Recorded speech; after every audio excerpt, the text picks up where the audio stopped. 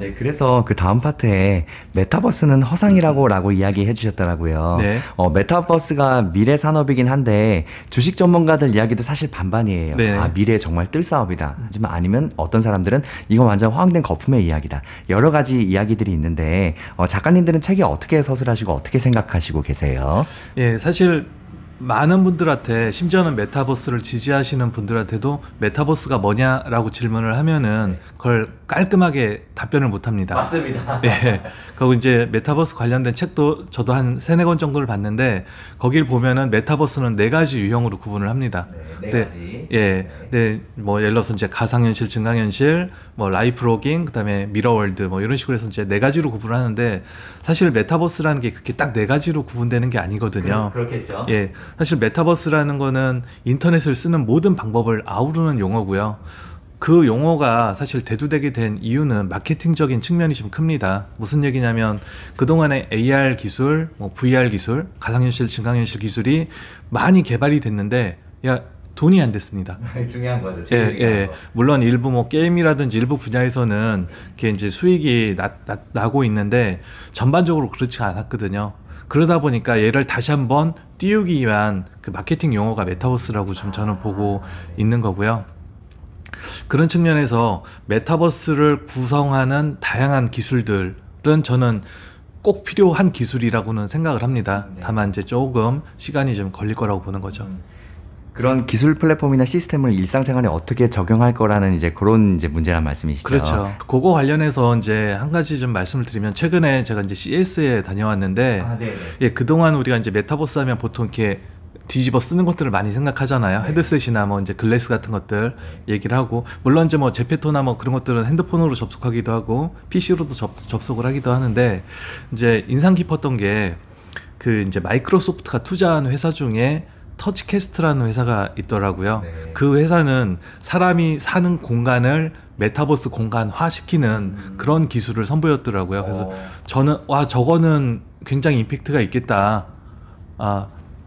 왜 이런 생각을 했냐면 그 메타버스가 뜨기 어려운 이유 중에 하나가 반대로 생각을 해봐야 되거든요. 우리가 스마트폰이 지금처럼 이렇게 막 절대적인 어떤 그 도구 수단이 된 이유는 우리가 인터넷을 쓰고 싶을 때 그냥 항상 들고 다닐 수가 있고요. 언제 어디서든. 그렇죠. 그러면 화면 잠금만 해제하면은 바로 인터넷을 쓸 수가 있습니다. 그렇죠. 쉬운 접근성. 그렇죠. 근데 메타버스는 사실 좀 그렇지가 않다는 거죠. 아직까지는. 그렇죠. 맞아요. 예, 일단 헤드셋 뒤집어 써야죠. 그건 또 시동 부팅 해야죠. 뭐 그러다 보면은 시간이 너무 오래 걸린다는 겁니다. 예. 답답해서 못 기다려요. 그렇죠. 물론 뭐 나중에 좀 기술이 발전해서 항상 always on 돼 있는 그런 디바이스가 나온다라고 했을 때도 문제가 그럼 그걸 계속 착용하면서 돌아다닐 거냐, 생활할 것이냐, 안 된다라는 거죠. 필요할 때 그걸 착용하는 이제 그런 구조로 가기 때문에 항상 사용하는 기기가 아닌 이상 좀 이게 범용화, 보편화되기는 전 어렵다라고 사실 보고 있습니다. 네, 지금 방금 중요한 이야기 하나 해주셨는데요. 이런 IT나 신기술의 제일 중요한 게 접근성이잖아요. 그렇죠. 얼마나 빨리, 그리고 제일 중요한 거 우리가 편하게 같이 접할 수 있느냐. 네. 그런 문제다 이 말씀이시죠? 네네네. 네, 알겠습니다. 작가님 지금 저희가 사전에 계획했던 질문은 없는 건데 저 작가님 만나면 그래도 나름 전문가시니까 궁금해서 여쭤보려고 그랬어요. 페이스북이 이름을 메타로 바꿨단 말이에요.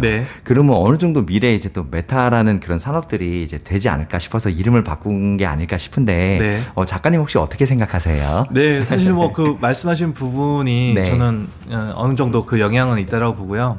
사실 가장 이제 기본적인 이유는 전 사용자 데이터 확보 측면이 있다라고 생각을 합니다. 네, 맞습니다. 제일 중요한 거죠. 그 사업을 하기 위해서. 그렇죠. 그러니까 페이스북 같은 경우는 그 기본 비즈니스, 그러니까 수익을 내는 그 기본 비즈니스가 광고업입니다. 광고 비즈니스를 하는데, 그동안은 이제 핸드폰에 저장돼 있는 사용자 정보를 가져다가 사용자 동의 없이 가져다가 사용자 맞춤형 광고를 했었습니다. 맞습니다. 제가 예를 들어서 관심 있는 것만 계속 신기하게 광고 내게 하더라고요. 그게 다 알고리즘을 통해서 이루어진 거죠. 그걸로 수입을 버는 회사들이고요. 네. 그래서 이제 초기에는 우리가 이제 사용자들이 핸드폰을 쓰게 되면 그 정보가 핸드폰에 남게 되고 그 정보를 사용자 동의 없이 갖다 쓸 수가 있었었는데, 최근에 이제 개인정보 보호라든지 뭐 그런 움직임 때문에 뭐 애플도 그렇고요.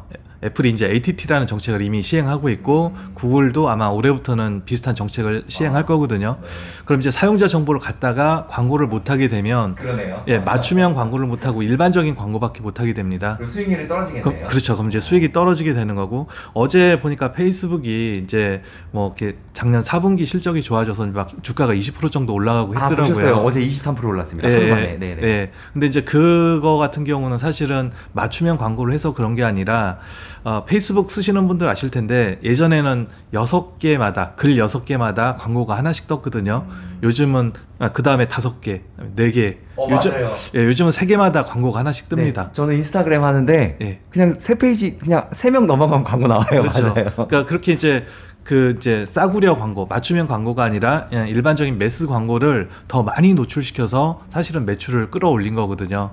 근데 이제 이거는 단기적으로는 어떤 수익에 긍정적인 영향을 줄 수 있지만 장기적으로는 사용자들한테 피로감을 주거든요. 네, 벌써 저는 느끼고 있습니다. 그렇죠. 그래서 이제 뭐 그런 사용자들이 이탈하기 시작하면은 오히려 더 이제 안 좋아질 것 같고요. 어쨌든 이제 이런 상황을 극복하려고 하다 보니까 야, 결국은 우리도 어떤 사용자 정보를 모을 수 있는 핸드폰 같은 플랫폼이 있어야 되겠다. 그런 플랫폼이 뭘까 생각해 보니까 결국은 장기적으로 봤을 때 메타버스 플랫폼이다 라고 생각을 했던 거였고요. 그래서 이제 메타버스를 위한 이제 헤드셋, 이제 오큘러스 퀘스트 같은 그런 제품들을 개발하면서 마치 핸드폰처럼 개발을 하고 있는 거죠. 네. 네, 완벽히 이해가 갔습니다. 제가 궁금해서 한번 여쭤보고 싶었거든요. 네, 알겠습니다.